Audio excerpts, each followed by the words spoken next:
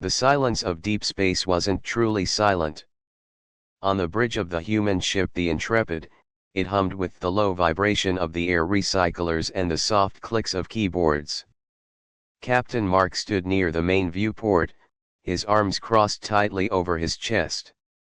Outside, the stars were bright and cold, but they were mostly blocked by the massive, silver hulls of the Xyla fleet. There were hundreds of them, forming a perfect steel wall around the colony planet of New Terra. Mark didn't look angry. He just looked tired. He had spent the last 3 days trying to talk to the aliens. He had sent message after message, wave after wave, asking them to stop. But the Xyloph didn't like to talk. They liked to demand. Next to him, Lieutenant David adjusted the collar of his uniform. He was young, fresh out of the academy, and he was sweating. The bridge crew was quiet, but the tension was thick enough to choke on. "They aren't answering, sir," David said, his voice barely a whisper. "The comms are open, but they aren't saying a word." "They hear us," Mark said, his voice gravelly and low. "They just don't think we are worth talking to." On the large main screen, a flicker of static resolved into a face. It was the Xyloph overseer. The alien's skin was a pale, smooth gray, and its eyes were large, black pools that seemed to look right through the camera. It didn't wear a helmet, it floated in a tank of liquid on its own bridge. The creature's mouth didn't move when the voice came through the speakers. It was a cold, mechanical translation. "Primitive creatures of Earth," the voice droned. "Your time is over. We have scanned your planet. Your technology is clumsy. Your ships are heavy and slow. You use explosions to push metal through space. It is embarrassing." Mark stepped closer to the screen. He didn't blink. "I am Captain Mark of the Earth Defense Fleet. You are trespassing in a protected sector. You are surrounding a civilian colony with 3 million people. I am ordering you to withdraw your ships immediately." The overseer made a sound that might have been a laugh, but it sounded like grinding metal. "Ordering us? You are like an ant ordering a boot not to step. We are the Xyloph. We have conquered 1,000 stars. Our shields are perfect. Our weapons are precise. You throw rocks at the sky and hope they hit." "It is not about hope," Mark said calmly. "It is about physics. Your shields are designed to stop energy beams and plasma fire. They are tuned for radiation and heat. That is why you think you are safe." "What does a primitive know of our shields?" the alien asked, its tone mocking. "I know that you ignored the data we sent you," Mark replied. "We warned you. We told you that our weaponry does not work the way you think it does. If you fire on that planet, we will respond. And you will not be able to stop us." The bridge of the Intrepid felt even colder. Sarah, the tactical officer at the back, looked up from her console, her face was pale. "Sir," she said, her voice shaking. "The Xyloph fleet is charging weapons. They are targeting the main cities on New Terra. They aren't powering down." Mark nodded slowly. He hadn't expected them to listen. The Xyloph were arrogant. They had traveled the stars for so long that they had forgotten what it was like to be afraid. They saw the human ships blocky, angular, covered in thick armor plates instead of sleek energy barriers, and they saw junk. They didn't see the railguns beneath the armor. They didn't see the mass drivers. "You have one last chance," Mark said to the screen. "Turn around. Go back to your space. Do not make us do this." The overseer's black eyes narrowed. "You threaten us with your slow bullets, we will turn your colony into a glass parking lot. Then we will come to Earth and remove this infection from the galaxy." "Open a channel to Earth Command," Mark said to David, not taking his eyes off the alien. "Channel open, sir." "This is Captain Mark," Mark said, his voice steady, like he was ordering lunch rather than starting a war. They ignored the warning. "They are firing on the colony. Protocol Cinder is authorized." "Repeat, Protocol Cinder is authorized." "Burn them down." On the screen, the overseer smiled. Or at least, its lips curled back to show rows of sharp, needle-like teeth. "Fire," the alien whispered. Outside the ship, the silver wall of the Xylof fleet flared with blinding green light.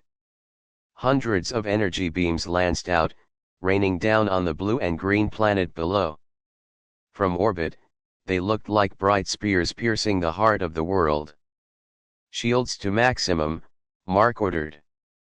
"Brace for impact." The beams hit the Intrepid. The ship groaned, shuddering under the strain. Red lights flashed on the bridge, bathing the crew in a bloody glow. David gripped his console, his knuckles white. "Shields holding at 80%, Sarah yelled over the alarm. "They are focusing on the colony.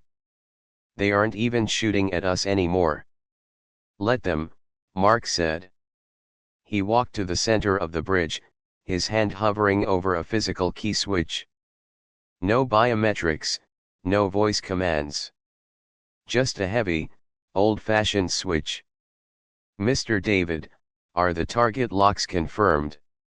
"Confirmed, sir," David replied, his fear replaced by a cold focus. "We have trajectories on the lead ships. The mass drivers are loaded." "Good," Mark said. He looked back at the screen. The overseer was laughing, watching the destruction on the planet. The alien looked triumphant. It thought it had already won. It thought the battle was over because it had fired the first shot. "You ignored the warning," Mark said softly. He flipped the switch. There was no flash of light. No laser beam. Instead, the Intrepid shuddered violently, like a giant dog shaking off water. Deep inside the ship, massive electromagnetic coils had just propelled a 20-kilogram tungsten slug at a fraction of the speed of light. In the vacuum of space, there is no sound. But the violence was undeniable. On the screen, the Xylof overseer's laughter stopped instantly. One of the large dreadnoughts directly in front of the Intrepid simply crumpled. It didn't explode. It was hit with so much kinetic force that the armor vaporized instantly. The slug passed through the ship, exiting the other side and continuing on into the dark, taking the engine reactor with it. A second later, the dreadnought exploded silently, expanding into a cloud of debris and gas. "What?" the overseer hissed, leaning closer to the camera. "What was that?" "That," Mark said, watching the first sparks of the counterattack begin to bloom all along the human line, "was Newton's third law. For every action, there is an equal and opposite reaction. All ships," Mark spoke into the comms, his voice echoing across the fleet. "Open fire." The space around New Terra lit up, not with green energy, but with the hot, fast streaks of human artillery. The war for the sector had begun, and the Xylof had no idea what they had just walked into. The green beams from the sky had stopped, but the fires on the ground had just started. On the plains of New Terra, near the capital city, the air smelled like burning plastic and ozone. Lieutenant David sat inside the cockpit of his tank, an M1A5 Grizzly. It was a beast of a machine, heavily armored with layers of composite plates and reactive bricks. It wasn't sleek like the alien hover tanks descending from the clouds. It was low, heavy, and ugly. It looked like a brick sitting on treads, but David loved it. He loved it because it was sturdy. Outside, The ground was shaking. Dropships were coming down fast, leaving trails of black smoke. They didn't land gently, they smashed into the earth, digging craters and kicking up dust. The ramps lowered, and the Xyloph soldiers marched out. They were tall, thin, and shiny. Their armor glowed with soft blue lights, and they moved with a graceful rhythm that looked like a dance. They carried long, slender rifles that hummed with power. Target lock, Jennifer's voice crackled in David's earpiece. She was his spotter, stationed on a ridge a mile away. I see 30 hostiles. They are setting up a plasma cannon. They think we are dead. David gripped the controls. His hands were steady now. The fear from orbit was gone, replaced by a cold, hard focus. Let them think what they want, he muttered. Gunner, load Sabo. Loaded, the gunner replied. The Xyloph soldiers were confident. They had scanned the area. Their sensors told them the human tanks were powered down, cold and lifeless. They laughed to each other in their chirping language, aiming their plasma cannon at the David's tank. They expected the human armor to melt under their heat technology. They didn't know that the cold reading was a trick. The tank's engine was running on silent mode, and the magnetic rails of the main gun were charged to maximum. Firing, David said. The tank didn't roar like the old diesel ones. It made a sharp, cracking sound, like a whip snapping next to your ear. A 20-pound dart of depleted uranium, encased in a sabot, left the barrel at 7 times the speed of sound. There was no travel time. 1 second, the Xyloph were aiming their weapon. The next second, the lead tank disintegrated. The kinetic energy was so intense that the tank didn't just blow up, it turned into shrapnel that shredded the soldiers standing next to it. The shockwave knocked the other aliens off their feet. Hit confirmed, Jennifer said, sounding satisfied. They are panicking. Their sensors can't track the rounds. They're too fast. High above the planet, the space battle was raging, but the real terror for the aliens was coming from the sky itself. On the Xyloph command ship, the overseer was screaming orders. Shoot them down. Destroy their primitive projectiles. But it wasn't that simple. The humans weren't using missiles that could be tricked by electronic jamming. They were using gravity. In orbit, the Earth Defense Force had activated Thor's hammer. Massive rods of tungsten, each the size of a telephone pole, were dropped from satellites.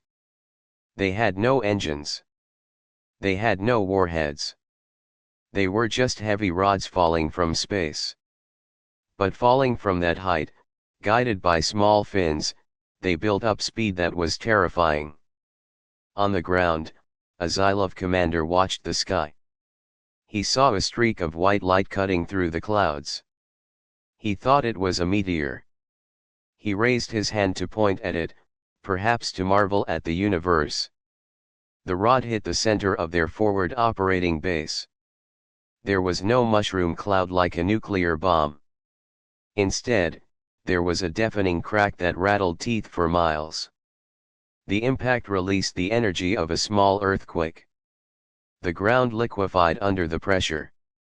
The entire Xyloph regiment, their shiny armor, their advanced weapons, their hover tanks, and their arrogance, were gone in a flat second. They were buried under millions of tons of dirt and rock. The flash of heat was so hot that it turned the sand into glass. Back in his tank, David watched the horizon light up.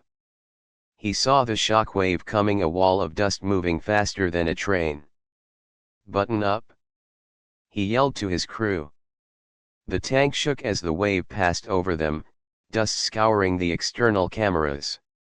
When the dust settled, David looked at the tactical display. Where there had been 1,000 enemy troops, there was now just a smoking crater. "That's not fair," the gunner whispered, looking at the screen. "They didn't even have a chance." David wiped sweat from his forehead. "War isn't about being fair," he said, switching the comms channel to speak to the other tanks in his company. "It's about making sure the other guy doesn't get up. All units, advance. Watch for flankers. They are going to get desperate." The aliens were indeed desperate. Their shields, which were supposed to block energy blasts, were useless against the sheer weight of the human attack. A human infantry squad, led by a sergeant named Tom, moved through the ruins of a city street. They wore bulky exoskeleton suits that made them look like giants. They carried heavy machine guns that spun up with a high-pitched whine. A group of Xyloph soldiers tried to take cover behind an energy barrier. It shimmered blue, stopping their plasma fire from returning. They felt safe behind the wall. They thought they could pin the humans down and call for an airstrike. Tom didn't even slow down. He pointed a grenade launcher at the barrier. "Eat this," he grunted. He fired a canister. It wasn't a high-explosive grenade. It was a simple kinetic foam slug designed to be heavy. It hit the energy shield and passed right through it. The shield stopped energy, but it let physical objects move slowly through them to allow their own troops to shoot out. The slug hit the ground in the middle of the aliens and detonated, not with fire, but with compressed air. The blast wave shattered their bones inside their armor. "Physics wins again," Tom said, stepping over the debris. "Keep moving." The Xyloph were learning a hard lesson that day. They had prepared for a laser battle. They had prepared for a technological duel where their superior shields and beams would win the day. But humans didn't fight like that. Humans fought with brute force. They used mass and velocity. They used the environment as a weapon. They used the very ground the aliens walked on to bury them. On the ridge, Jennifer adjusted her scope. She saw a Xyloph officer trying to rally his troops. The alien was waving a glowing sword, shouting orders, trying to establish a perimeter. "Commander," Jennifer said into her radio. "Target identified. Priority Alpha." "Copy," a calm voice replied. "Firing solution sent." Far away, on a naval destroyer in high orbit, a railgun spun up. A single shell was fired. It traveled down through the atmosphere, heating up until it glowed red hot. It struck the ridge where Jennifer was looking, obliterating the Xyloph officer and the rock he was standing on. Jennifer lowered her binoculars. Target neutralized. The aliens were breaking. Their beautiful formations were gone. Their shiny armor was dented and covered in dust. They were looking at the sky with terror. They had ignored the warning. They had thought the warning was a bluff to hide human weakness. Now, they realized the truth. The warning wasn't a bluff. It was a mercy. And now, the mercy was over. David's tank crested a hill, looking down at the main alien landing zone.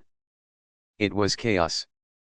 Dropships were trying to take off, but they were being knocked out of the sky by human anti-aircraft guns that filled the air with a wall of lead. "Load canister," David ordered. "It's time to sweep the porch." The tank roared, rolling down the hill. The era of Xyloph dominance was ending, not with a sophisticated negotiation, but with the thunder of human guns. The bridge of the Xyloph flagship, the Conqueror, was usually a place of perfect silence and order. It was designed to be a sanctuary of logic, a place where the greatest minds of the fleet could direct the flow of battle with the precision of a surgeon. But now, it was screaming. Alarms blared, a harsh, rhythmic screeching that grated on the overseer's sensitive ears. The smooth, white walls of the bridge were flashing red, casting long, dancing shadows that made the room look like it was bleeding. Holographic displays flickered violently as data streams corrupted and failed. Report. The overseer shouted, his voice echoing through the panic-stricken chamber. He gripped the edge of his command console so hard his knuckles turned white. Why have the shields not adjusted to their kinetic weapons? A terrified tactical officer looked up from his station. His face was pale, his eyes wide. We cannot, overseer. The dampeners are overloaded. The human projectiles are moving too fast. When our shields try to stop them, the kinetic energy is dispersing into the grid. It's cooking us from the inside. The overseer stared at the main view screen. It showed a view of the battle, but it was a view of nightmare. The majestic silver fleet of the Xylov, the terror of 1,000 star systems, was being torn apart. He watched as a heavy cruiser, a ship that had survived supernova shock waves, suddenly crumpled. A human railgun round had struck its engine nacelle. The impact didn't cause a fiery explosion, it simply caused the ship to twist and snap like a dry twig. Debris flew off in slow, silent spirals. They are using brute force, the overseer whispered, a tremor in his voice. It is barbaric. It is uncivilized. It is effective, his second-in-command muttered, backing away as a console exploded in a shower of sparks. Millions of light-years away, in the secure command bunker deep beneath the North American continent on Earth, Admiral James sat in a chair that had seen better days. He watched the same battle on a wall of monitors, but for him, the red lights were just data points. Status of the Ghost Fleet, James asked. He took a sip of cold coffee. His hands were steady. He had fought simulations of this day for 20 years. The panic of the aliens was not unexpected, it was part of the calculation. A young communications officer, named Lisa, typed rapidly on her keyboard. Ghost Squadron is in position, Admiral. They have been drifting for 6 weeks on cold gas thrusters. Their heat signatures are near zero. The Xylov sensors are looking for engine spikes. They don't see them. James nodded. Good. Activate them. Let's remind the overseer that space is big, but nowhere is big enough to hide from humanity. In the darkness of space, behind the main Xylov formation, shadows began to move. 100 human destroyers, painted black to blend against the void, powered up their systems simultaneously. They had been playing dead, floating like junk, waiting for the Xylov to focus all their attention forward. On the Xylov bridge, the tactical officer screamed, "Contacts! Rear quadrant! Hundreds of them! Where did they come from? Evasive maneuvers!" The overseer roared. "Raise rear shields! Fire at will!" But it was too late for maneuvering. The human ships didn't try to dodge. They were heavy, armored bricks that didn't believe in dancing. They simply turned their broadsides toward the Xylov rear guard and unleashed hell. Meanwhile, in the middle of the chaos, Captain Mark's ship, the Intrepid, was taking a beating. The hull groaned under the stress of nearby explosions. The ship was rocking violently, throwing crew members out of their seats. A pipe burst overhead, spraying steam that hissed as it hit the hot consoles. Report. Mark barked, hauling himself up from the deck. Forward shields are down to 20%, Tom, the weapons officer, yelled over the noise. They're targeting us, sir. They know this is the command ship. Mark wiped blood from a scrape on his forehead. He looked at the tactical map. The Xylov were angry. They were confused. And when a predator is confused, it lunges at the thing it hates the most. They were abandoning the planet to focus all their fire on the Intrepid. "Let them come," Mark said grimly. "Are the hacks ready?" "Jennifer is uploading the virus now," Tom replied. "But they have good firewalls. It's going to take time to crack their navigation code. Make it fast. We don't have long." Outside, the Silver Armada turned. Hundreds of green energy beams converged on the single human ship. It was a beautiful display of light, a terrible storm of death. "Brace!" Mark yelled. The Intrepid shuddered as if a giant had punched it. Armor plates vaporized. Internal decks collapsed. But the ship held together. It was built to take punishment, to keep fighting even when it was half destroyed. Inside the Xylof flagship, the Overseer felt a surge of triumph. "We have them!" he shouted. "Concentrate fire! Melt down their core!" And then, his screens went blank. The flashing red lights stopped. The alarms died. The holographic maps froze. The bridge of the most powerful ship in the galaxy went dark, illuminated only by the soft glow of the emergency lights. "What is happening?" the Overseer demanded. "Restore power." "We can't," the systems officer cried, tapping uselessly at his dead screen. "The navigation computer has locked us out. The thrusters are firing randomly. We are drifting." A voice came over the ship's internal speakers. It was a calm, female voice, Jennifer's voice, translated into the Xylof language. "Hello, Overseer. You might want to hold onto something. We just took the wheel." On the Intrepid, Mark watched the Xylof flagship begin to list. The massive silver ship was turning, its engine ports flaring unevenly. It was rolling over, exposing its belly to the void. "They're blind," Mark said. "They can't steer. They are sitting ducks." "Sir, the virus is in their comms too," Tom said, a grin breaking through the dirt and sweat on his face. "We're broadcasting on all frequencies.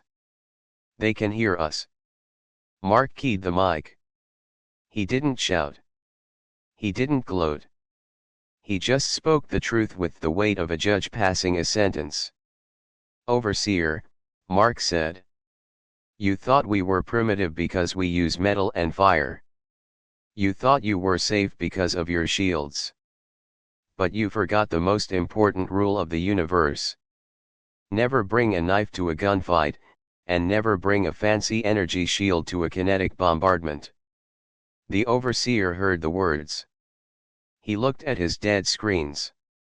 He felt the ship shuddering as the human ghost fleet tore into his rear guard. He realized then that the warning he had received days ago wasn't a threat of defeat. It was a notification of execution. "You are trapped," Mark continued. "Your engines are locked. Your formation is broken.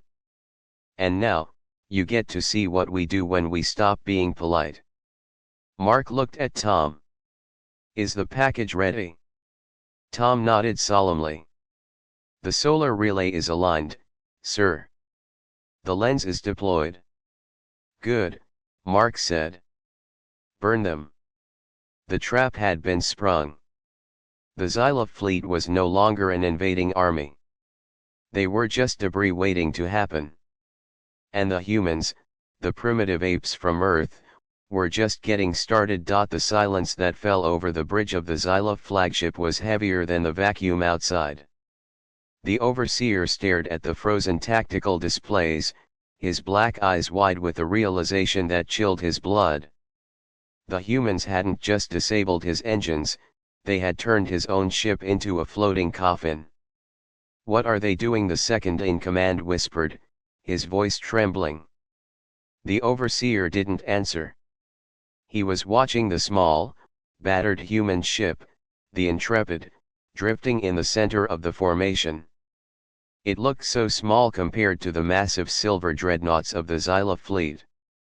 It was scarred, pockmarked by laser fire, and leaking atmosphere. Yet, it wasn't retreating. It was unfolding. On the outer hull of the Intrepid, large panels were sliding back. They weren't opening missile bays or laser ports. Instead, they were revealing immense, curved mirrors made of a polished material that caught the light of the distant stars. Energy spike detected. A tactical officer yelled, his voice cracking as the systems flickered back to life for a brief second. The human ship is drawing power. But not from their reactors. It's coming from somewhere else. Inside the Intrepid, the temperature was rising. The solar relay array, a technology the Xylov had deemed too inefficient to ever weaponize, was now active. It was connecting to a network of satellites positioned dangerously close to the local star. Tom, the weapons officer, wiped sweat from his forehead. "Relay is locked, Captain. We have a connection. The beam is focused." Captain Mark stood in the center of the chaos. The ship was shaking, groaning under the strain of the energy coursing through its conduits. "Target confirmed. Let's see how their shields handle a star. Fire in 3, 2, 1. In the cold blackness of space, there was no sound. But the light was blinding. A beam of raw, concentrated solar plasma erupted from the side of the Intrepid. It wasn't a thin laser beam, it was a thick, roaring column of energy that looked like a piece of the sun had been pulled down to the battlefield. It was a spear of pure heat, brighter than a supernova. The beam slammed into the belly of the Xylov flagship. The overseer had a fraction of a second to scream. The ship's shields, which were calibrated to deflect energy weapons and plasma torpedoes, instantly overloaded. They were designed to spread out impact, to absorb heat gradually. But this was too much, too fast. The shields didn't just flicker and die, they shattered. The solar beam punched through the hull armor as if it were wet paper. It entered the lower decks and instantly vaporized everything it touched. Bulkheads melted, air turned to fire, and the very metal of the ship ran like water. The beam didn't stop there. It punched clean through the ship, exiting the other side and continuing into the void, taking the main reactor with it. A silent explosion rippled through the flagship. The ship didn't blow apart instantly, it simply broke in half. The two massive sections drifted away from each other, glowing red-hot, debris spilling out into space like blood from a wound. On the bridge of the Intrepid, the light from the beam faded, leaving spots in everyone's vision. "Direct hit," Tom said, his voice quiet with awe. "Target is breaking up." But the humans weren't done. The destruction of the flagship was the signal. "Jennifer, now," Mark said into his comms. Far away, hiding in the shadow of a moon, Jennifer's bomber wing screamed into action. Her squadron flew ships that looked like flying bricks, angular and heavily armored. They weren't elegant, but they were packed with missiles. "Copy that, Intrepid," Jennifer said, flipping the switches on her control stick. "Let's ruin their day." Her squadron unleashed a swarm of Nova missiles. These weren't high-tech smart bombs. They were simple, dumbfire rockets packed with shrapnel and an electromagnetic pulse EMP warhead. They streaked toward the confused Xylov fleet, which was still reeling from the loss of their command ship. The Xylov point defense lasers tried to track them, but the missiles were too numerous, and their trajectories were erratic. They slammed into the sleek silver hulls of the enemy cruisers. The explosions were massive, but it was the EMP that did the real damage. Blue rings of electromagnetic energy washed over the alien ships, lights flickered and died. Engines stalled. Weapons systems went offline. The Xyla fleet, which relied so heavily on advanced electronics, was suddenly blind and deaf. "I have no radar." A Xylov commander screamed on an open channel that the humans were intercepting. "My sensors are dead. I can't see the humans." "That's the point," Jennifer muttered, banking her ship hard to the left to avoid a piece of floating debris. "Hammer Group, switch to kinetic guns. Finish them off." The human bombers swooped in, their rotary cannons spinning up. They tore into the drifting alien ships, shredding their delicate sensor arrays and weapon ports. The Xylov return fire was sporadic and inaccurate. Without their computers to aim, they were firing blind, missing the slow, bulky human ships by miles. Back on the bridge of the Intrepid, Mark watched the tactical map turn from a threatening red to a satisfying green. The Xylov formation was shattered. Ships were drifting, burning, or breaking apart. "Sir," David's voice came over the comms from the surface. "We can see the sky lighting up from down here. The aliens in the atmosphere are panicking. They are trying to retreat back to orbit, but their motherships are dead in the water." "Let them run," Mark said. "Don't let them regroup." The battle had turned from a desperate defense into a slaughter. The humans, with their simple, rugged technology, had outmaneuvered the most advanced fleet in the sector. They had used the enemy's arrogance against them, turning their shiny, perfect ships into coffins. The Overseer's escape pod launched from the dying flagship just before the reactor blew. He tumbled through space, watching in horror as his fleet burned. He saw the human ships moving methodically, efficiently. They weren't celebrating. They weren't boasting. They were just working. For the first time in his long life, the Overseer felt fear. Not the fear of death, but the fear of the unknown. He realized he didn't know what these humans were. They were monsters disguised in primitive clothing. They had weaponized the sun. They had hacked the gods.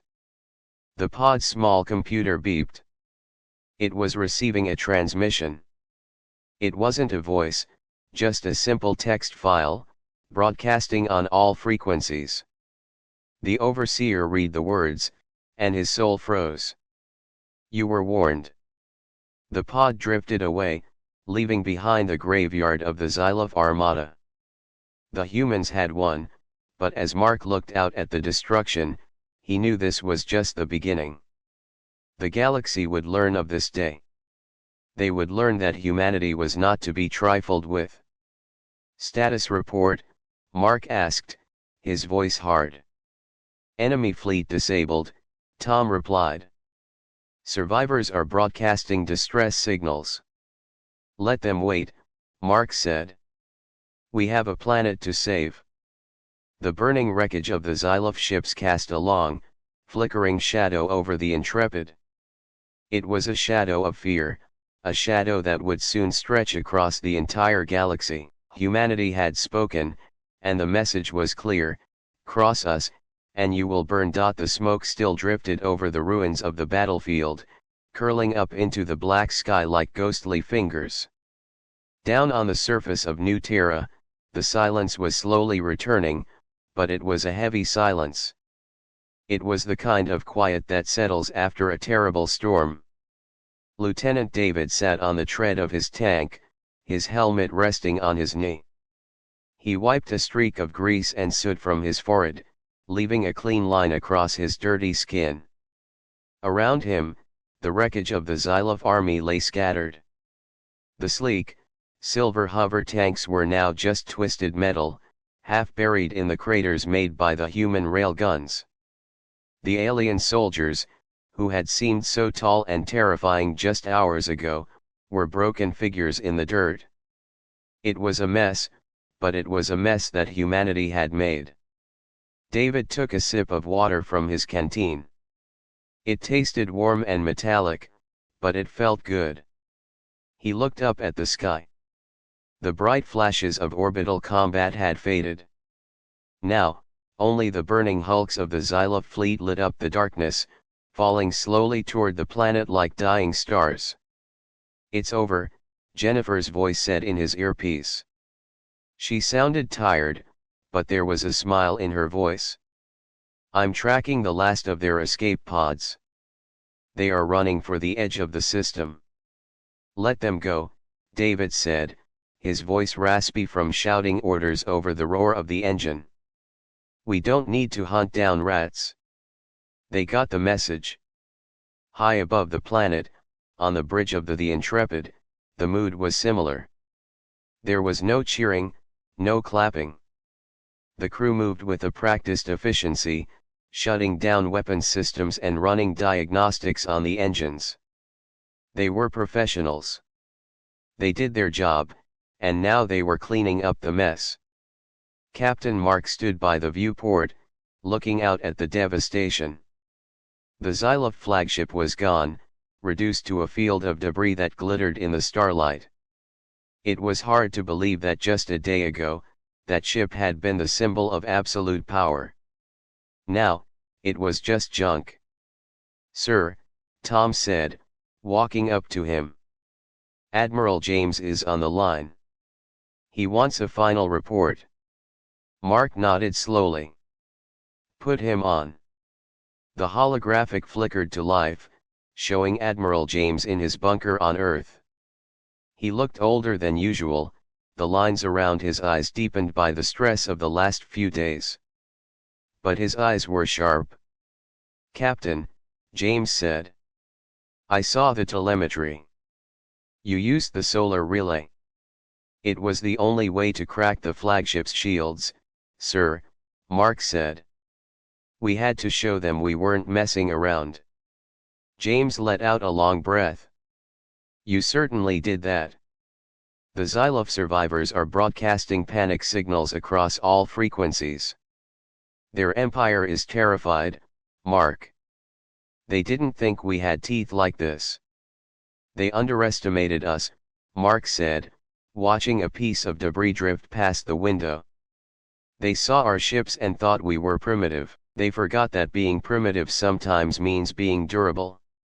They brought glass knives to a gunfight." "True," James said. "But now we have to deal with the aftermath.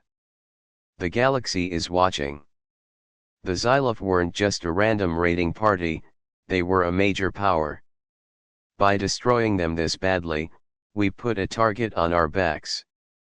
"We always had a target on our backs, Admiral," Mark replied evenly. "At least now, they'll hesitate before they shoot.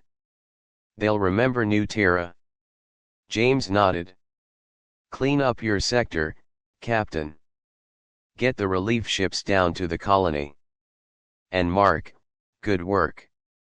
"Thank you, sir." The hologram faded. Mark turned back to the window. He thought about the warning they had sent. He thought about the arrogance of the overseer. It was a tragedy, really. It didn't have to end this way. But the Xylof had made a choice. They chose to see humanity as weak. They chose to ignore the warning. On the bridge of a small, fleeing Xylof scout ship, the survivors huddled together in fear. They were far from the battle, racing toward the edge of the system. They had seen the flagship destroyed. They had seen the solar beam. One of the younger officers looked at the commander. "What do we tell the council?" he asked, his voice shaking. "How do we explain this? How did primitives defeat us?" The commander looked at the star charts on his screen. The human sector was marked in red now. A forbidden zone. "We don't talk about their technology," the commander said, his voice hollow. "We don't talk about their shields or their guns. We tell the council the truth. We tell them that humanity is not a civilization to be conquered. We tell them that humans are monsters of logic and violence." He paused, looking back at the distant speck of light that was New Terra. We tell them, he whispered, that if you go there, you burn. Back on the surface, David climbed back into his tank. The hatch closed with a heavy thud, sealing him back inside the steel machine. He looked at the gunner. "Is it online?" David asked. "Yes, sir," the gunner replied. "But the battle is done. Who are we fighting?" David looked at the tactical map. The red dots were gone. The blue dots of the colony were safe. "Nobody," David said, leaning back in his seat. "We're just making sure they don't come back. Reload the rails. Keep the sensors hot." He looked out through the periscope. The sun was beginning to rise over the ruined landscape. The light hit the broken alien machines, making them gleam. It was a beautiful, terrible sight. Humanity had been tested.